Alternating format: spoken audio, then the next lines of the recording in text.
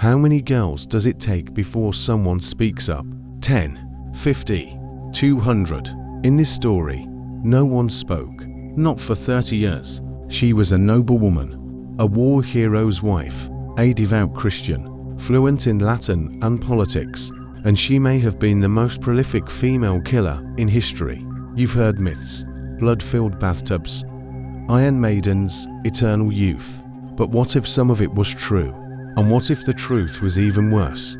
Before this video ends, you'll learn the one thing even her executioners were too afraid to say aloud, and why her story was nearly erased from history by kings, priests, and her own family.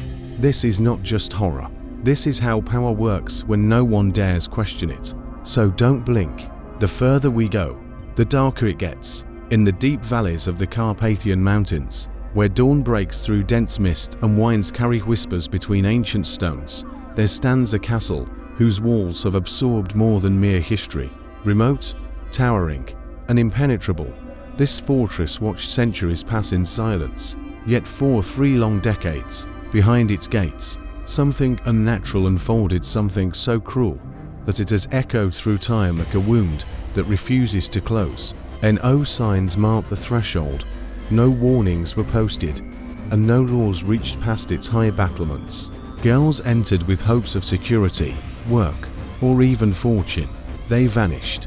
The villagers who lived beneath the shadow of its looming towers knew not to ask questions. What good were questions in a land where asking could cost your family everything?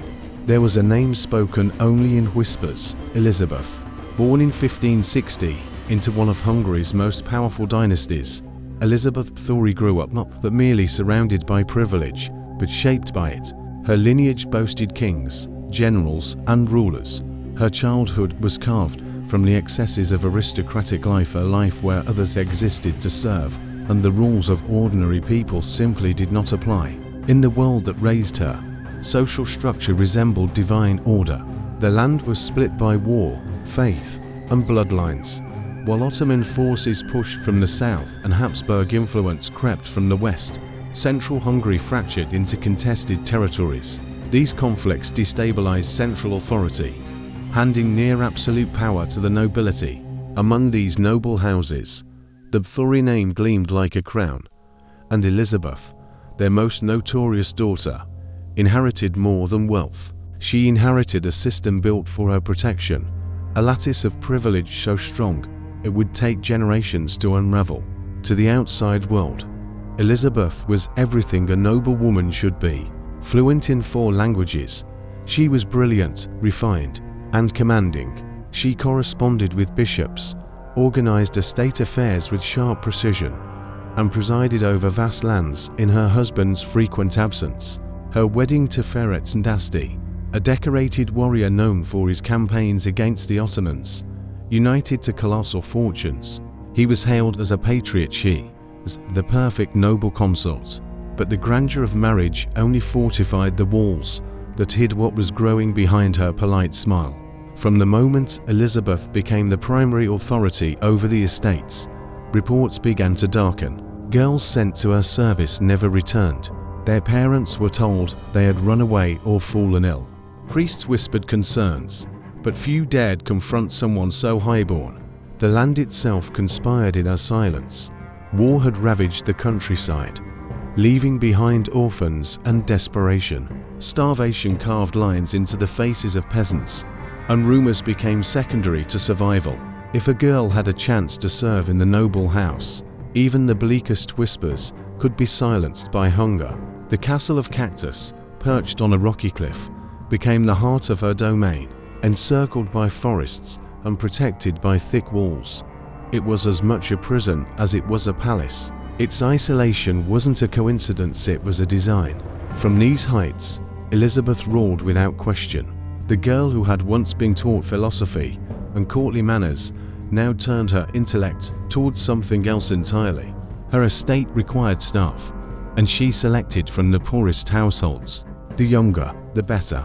Orphans were preferred, those without family to speak for them, those who would not be missed. And once within those walls, these girls entered a realm where normal rules no longer applied. It started with punishments, slaps, cold confinement, hunger. But these punishments grew. Witnesses, many years later, described rituals that did not simply discipline, they explored the edges of suffering. It was said she believed that obedience could be taught through agony, that discipline was best carved into skin. At first, those close to her ignored it, then they justified it. Some even participated. In that society, obedience to one's lord was not optional. Retainers, maids, and guards knew what they witnessed, but fear bound them. They had seen what happened to others who disobeyed, and once someone participated even once, silence became self-preservation. Loyalty wasn't earned, it was cultivated through dread. And yet, Elizabeth was not reckless. She maintained the appearance of nobility. She handled court disputes, attended church, and managed accounts. Her cruelty took place in carefully chosen spaces, behind doors that no outsider entered. There were dungeons, rooms built specifically for entrance, not comfort, chains bolted into stone, instruments of restraint refined over years. Winters were used for cruel displays, freezing cold turned into a weapon. Witnesses recalled girls soaked in water and left outside in the snow. Time gave her creativity. She invented devices that demanded her victims remain conscious 4 days. A cylindrical iron frame, lined with inward spikes, would hold its occupant suspended. Any movement pushed the spikes deeper. Another method involved heated rods applied to sensitive areas, not to kill, but to provoke screams. All the while, her reputation beyond the walls remained intact. Letters to other nobles described her as dutiful, charming, even devout. No one believed that someone so polished could be capable of what some began to suspect. Yet those suspicions gathered weight. Bodies buried in haste, priests barred from seeing certain rooms, mothers who begged for news and received silence. A seamstress, Susanna, would one day recall the smell that never left the cellar. A laundress, Ilona, spoke of carrying buckets not of water, but something heavier, redder, and eventually, Katerina, a girl who escaped in a blizzard, would whisper a name that carried horror, Elizabeth. By the time anyone of power took notice, it was too late for dozens, or hundreds. Her cruelty had evolved beyond sadism. It had become a habit, then a necessity, and finally an addiction.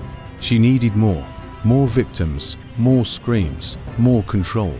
But noble blood protects its own, and even when an investigation was finally launched, it wasn't because of sympathy for the dead. It was politics. Elizabeth had become too rich, too independent. Her debts were owed 2 kings. Her estates threatened to rival the crown. And so, when the investigators came, it was with swords drawn and arrangements in place. What they found behind those walls would shake the courts of Europe.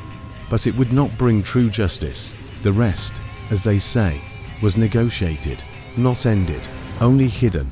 And the screams that once filled the castle halls, they never stopped. They simply became harder to hear. What is perhaps most disturbing isn't only the scale of the suffering, it's the silence that made it possible. A silence built by 1,000 small choices. The priest who avoided confrontation, the steward who signed false records, the maid who averted her eyes. None of them drove the knife. Few, if any, enjoyed the cries. But their stillness was louder than any scream. And yet, these were not monstrous people. Many were peasants or tradesfolk. Some were themselves victims of the rigid class structure that left them without power, without voice. They survived by submission. The system didn't just protect Elizabeth, it crushed those beneath her so thoroughly that resistance became unthinkable. That was the true engine behind the horror. When a society gives one person the right to control life and dignity, it doesn't merely risk cruelty, it guarantees it. And once cruelty begins, it spreads. It requires enablers. It demands participants, even in its shadows. It feeds on the fear of those who look away. At Cactus, it fed well. The screams may have faded, the castle may have crumbled, but the structure that allowed it, the belief that some lives are worth more than others, never truly vanished. It merely found new names, new halls, and new silences. The wind still circles the towers of that ruined place, It carries with it the remnants of names never recorded, footsteps that never returned, and in that wind, if you listen closely, you might still hear something beyond the stones and echoes. Not ghosts, warnings. She was born into velvet and steel. In 1560, in the fortress of Nyabta, Elizabeth Báthory arrived not as a child of mere consequence, but as the future embodiment of aristocratic dominance. Her cries were not those of vulnerability, but proclamation the arrival of someone destined not to be questioned. Bloodlines intertwined around her cradle.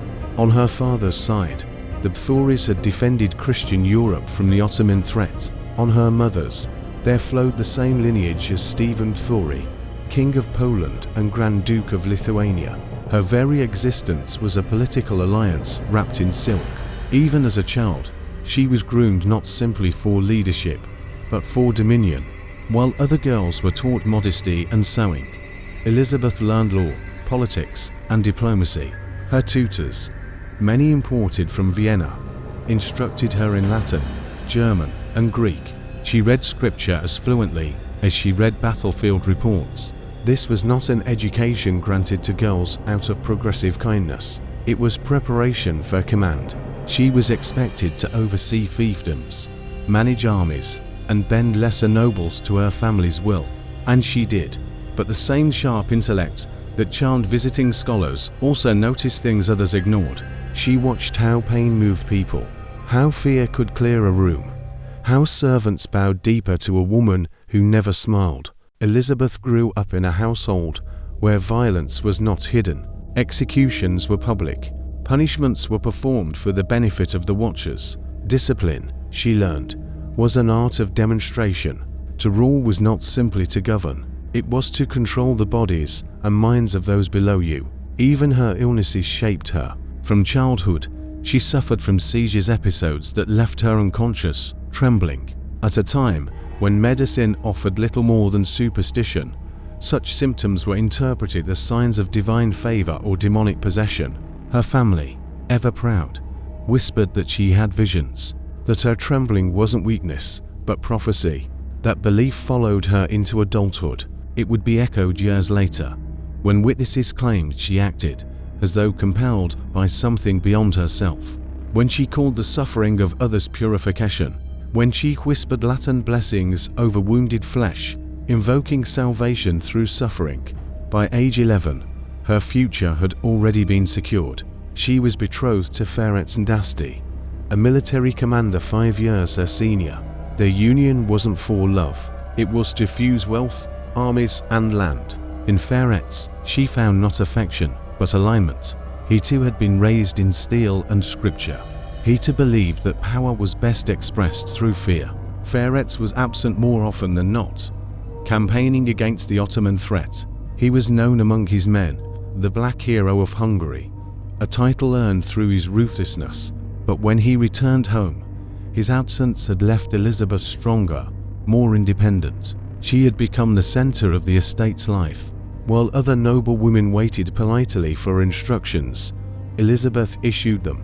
She orchestrated harvests, organized taxes, negotiated disputes, unruled not only the castles, but the countryside.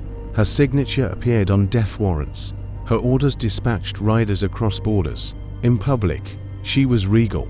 In private, she was absolute. The Báthorys were already feared. With Elizabeth at the helm, they became untouchable.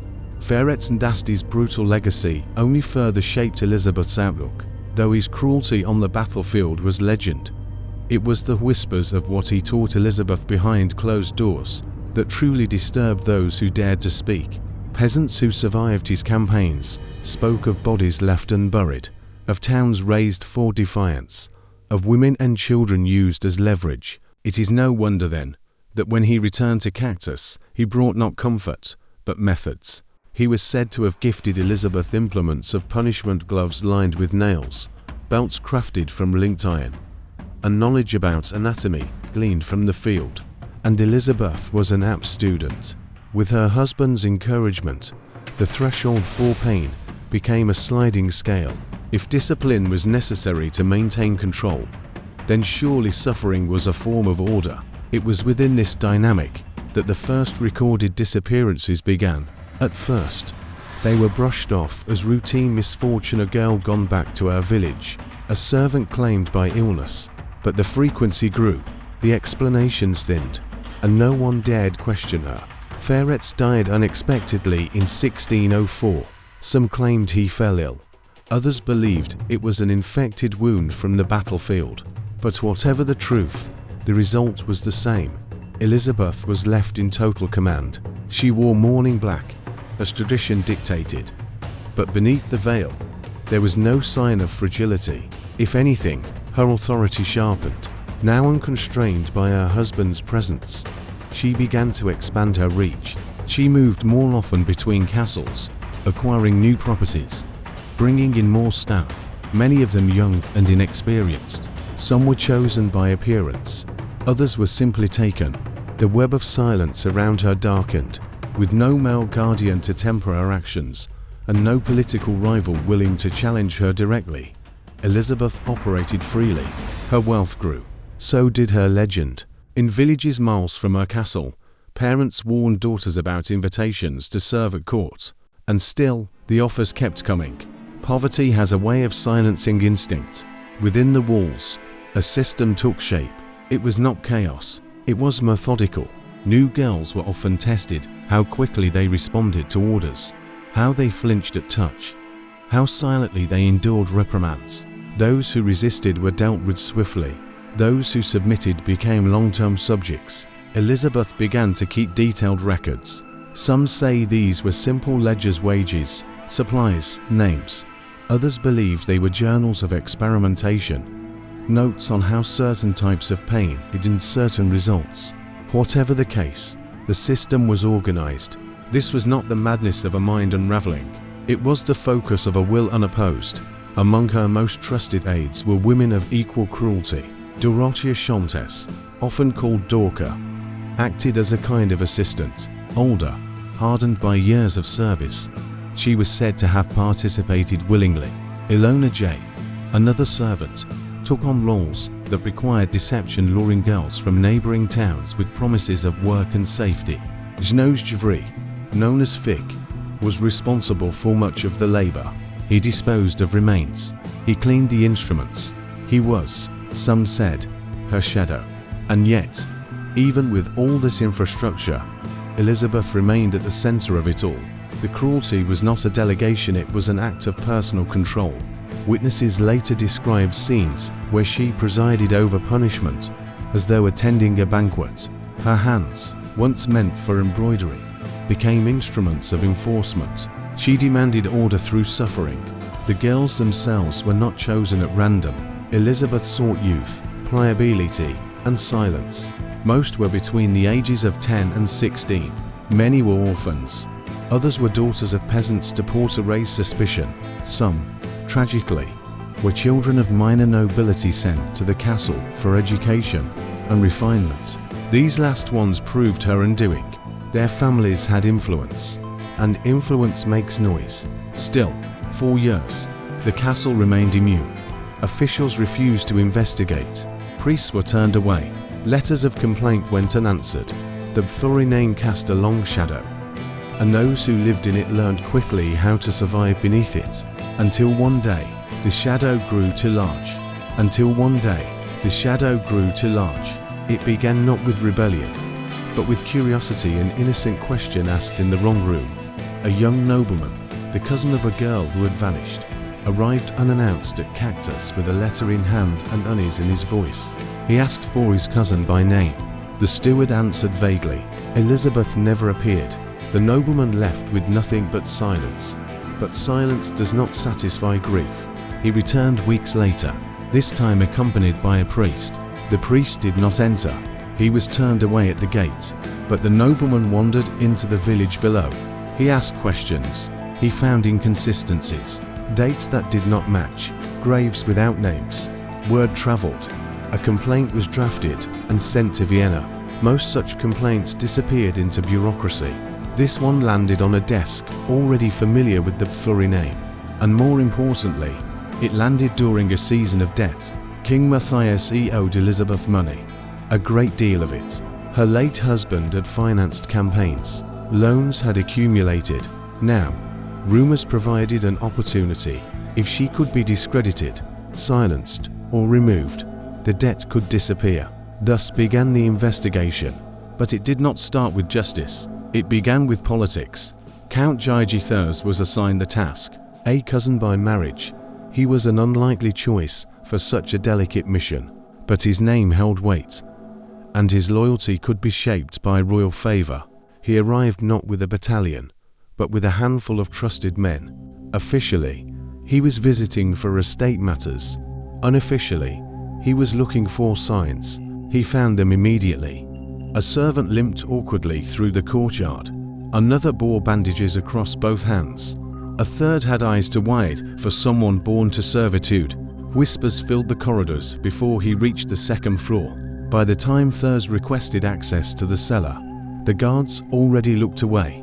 What he saw has never been officially recorded. Only fragments survive, letters burned, testimonies altered. But the expressions of those who entered and survived the search told enough. There were rooms locked from the inside. Implements that had no agricultural purpose. Blood not fresh, but ever present. One girl, still breathing, was found chained beneath the stairs. Another was buried in straw. Hidden, but not forgotten. A third was discovered in a small chamber behind the stables, her mouth sewn closed. Thurs left that night with no ceremony. He returned to Vienna with only one certainty. This could not be ignored. But Elizabeth was not arrested.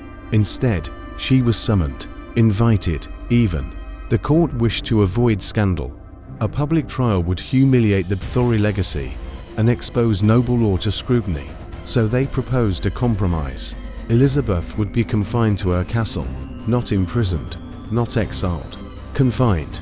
Her title would remain, her estates, largely intact, her children's inheritance, untouched. It was not justice, it was containment. Her accomplices, however, were not so fortunate. Dorothea, Ilona, and Ines were arrested, interrogated, and, in time, sentenced.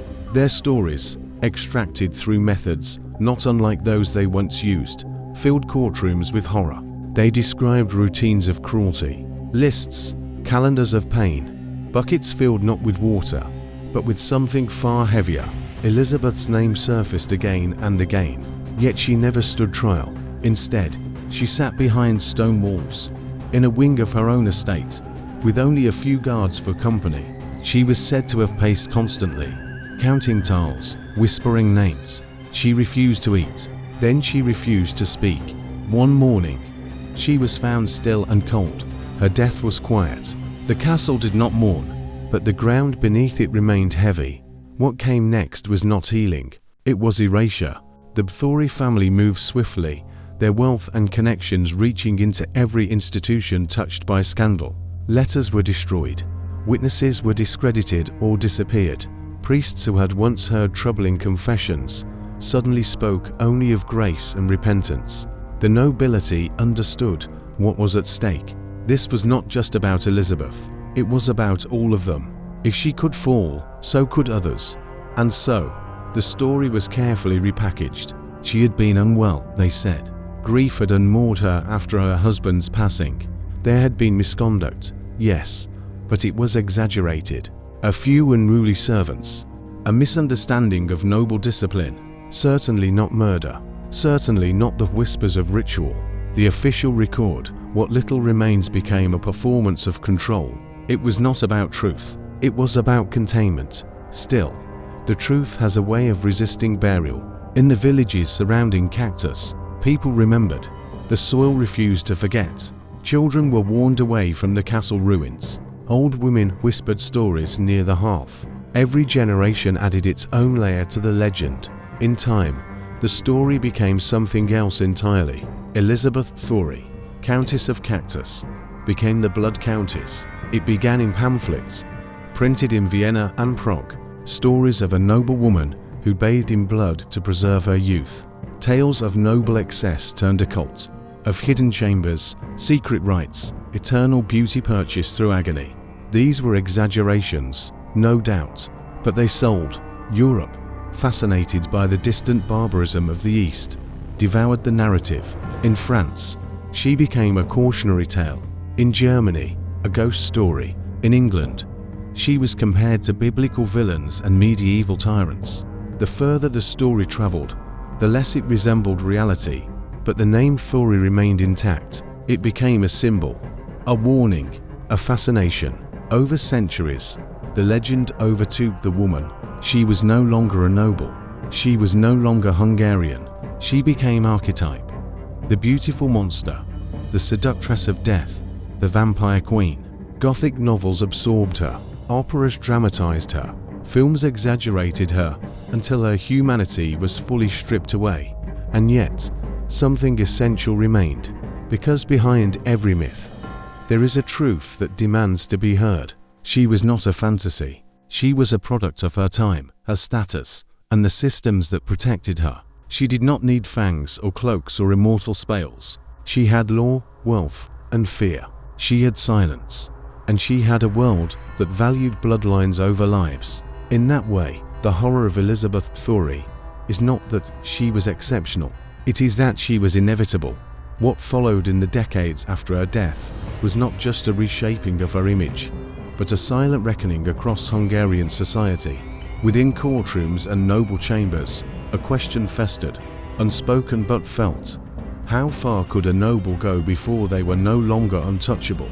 Elizabeth's downfall had cracked a door that many preferred closed.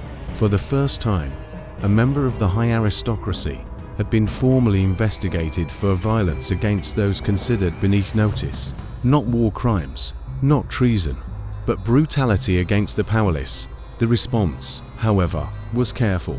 There was no sudden reform, no wave of justice. Laws did not change overnight, but whispers began. Quiet constraints emerged. Nobles who once flaunted cruelty began to practice discretion.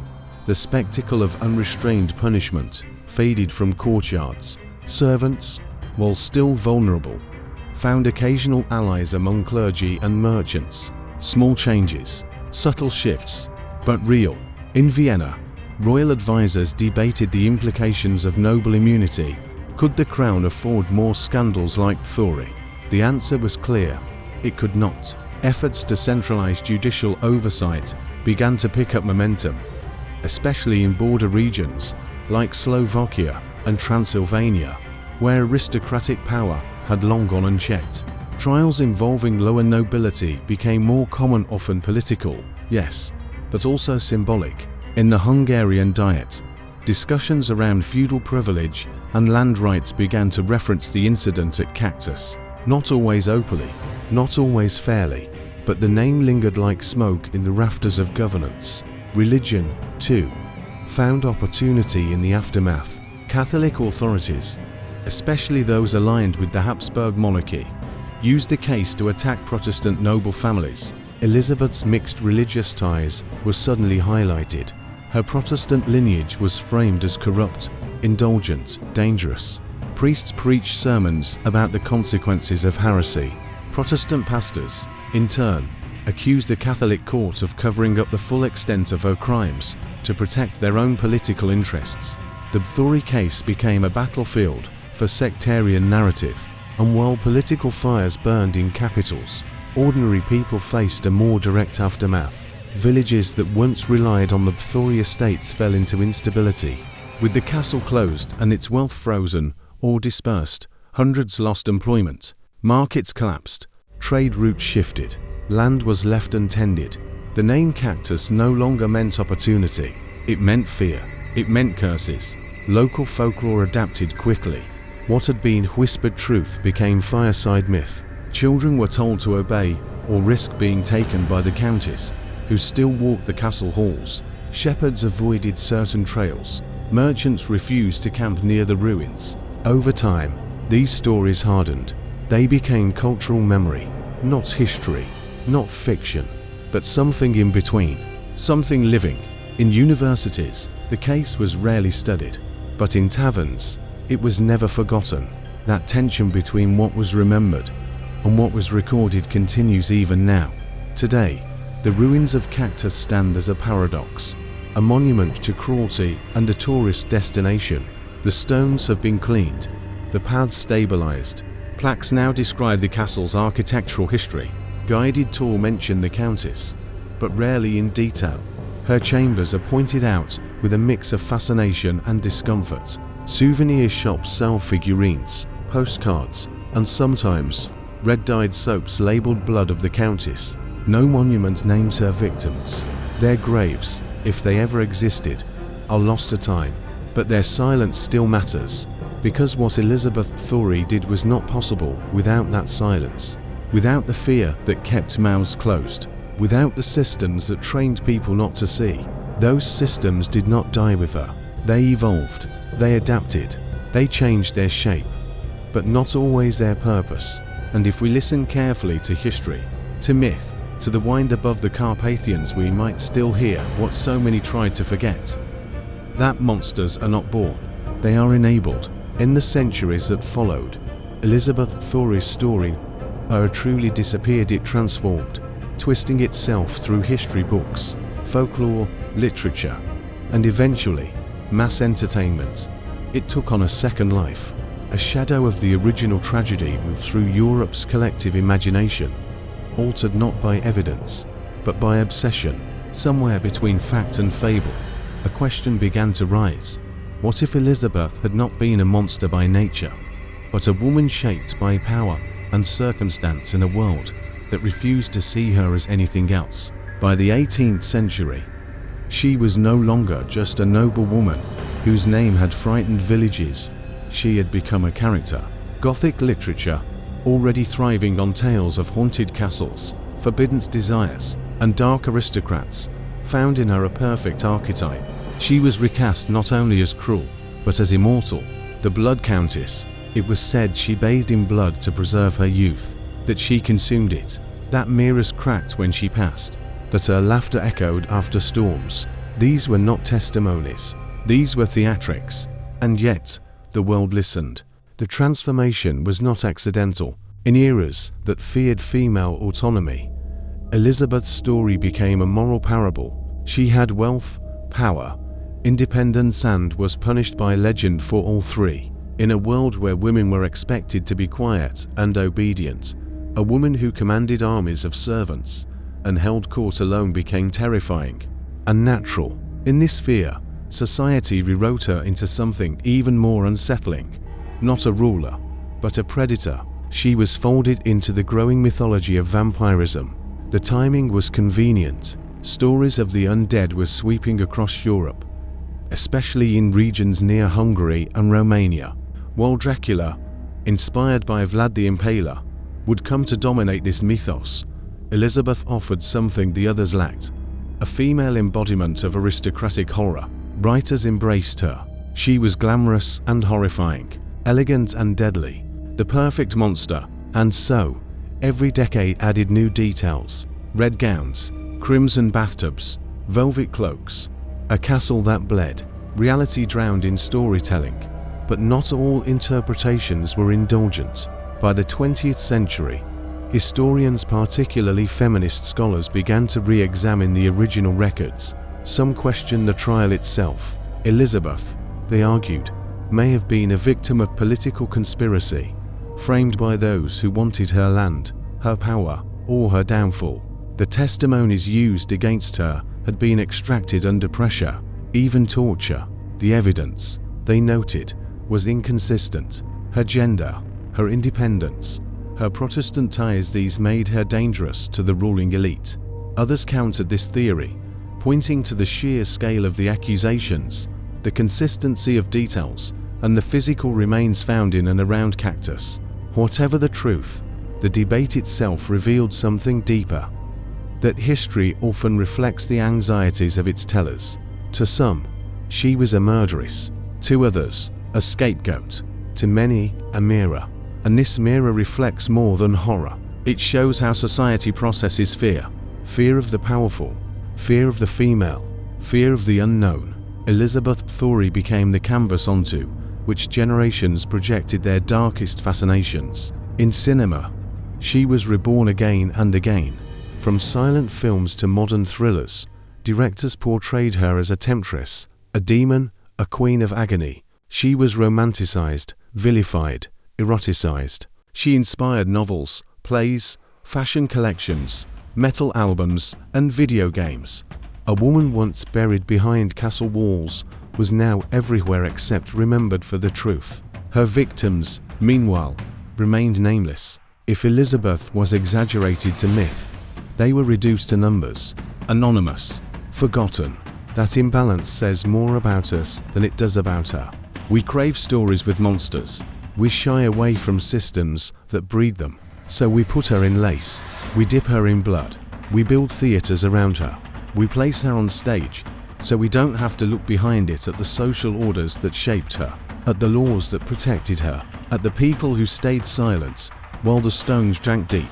The myth comforts, the truth indicts, and perhaps that is why, centuries later, Elizabeth Báthory still walks, if not in body, then in imagination. Not because we remember, but because we refuse to. The silence that once surrounded Elizabeth Báthory has changed forms, but not substance. Today, it wears different clothes. It is quieter, more modern, better disguised, but it is still the same silence, the kind that wraps itself around privilege and shields it from consequence. When we speak of power without oversight, of institutions that protect the few at the expense of the many, we are still speaking of castles, though now they may look like boardrooms, governments, or gated compounds. The foundations are the same, built not on stone, but on hierarchy, maintained not by guards with swords, but by policies, norms, and unwritten rules. Báthory's story matters not just as history, but as metaphor. She reminds us that cruelty does not always come wearing fangs. Sometimes it comes dressed in velvet, in titles, in respectable language. It does not always scream. Often, it whispers politely. It signs documents. It approves budgets. It schedules meetings. And it waits for no one to ask questions. The most dangerous part of her legacy is not the legend. It's the way we explain it away. The way we isolate it, as though it happened far from us. As though we would never allow such things. As though systems of impunity died with the medieval age. But history insists otherwise. Look closely at any period where the vulnerable are systematically mistreated, where complaints vanish, where justice is a performance instead of a pursuit, and you will see a shadow not unlike hers. The details change, the victims change, the excuses evolve, but the structure remains intact. And this is why we return to her, not for entertainment, not for blood, but for recognition, for the cold truth that monsters don't always break systems. Sometimes, they are born inside them, and if we are not vigilant, they flourish. The story of Elizabeth Báthory is not over because it was never just about her. It was about a culture that looked away, about fear mistaken for order, about how easily myths can be weaponized to obscure truth. Her victims deserved more than myth. They deserved names, recognition, justice. What they received was legend. Let that be the final warning. Not from a countess who may or may not have bathed in blood, but from a world that let her do it, and from the next one that might. The wind still moves around the broken walls of Cactus, whistling through cracks that once framed tapestries, echoing along corridors where footsteps no longer fall. Yet even in ruin, the place resists silence. It hums with memory, with weight. There is something peculiar about such ruins. We visit them to be close to history. But what we're really seeking is something else: proximity to stories that scare us. We want to feel their edge, to brush against horror without being cut by it. But stories like Elizabeth's do not permit distance. Not truly. They follow. They follow because the structures she exploited are not relics. They're reflections. What does it take for a community to ignore screams? What does it take for educated men to rewrite reports? For church leaders to bless silence? For good people to become accomplices to terror? The answer is never just cruelty. It's something older, something quieter. It is structure.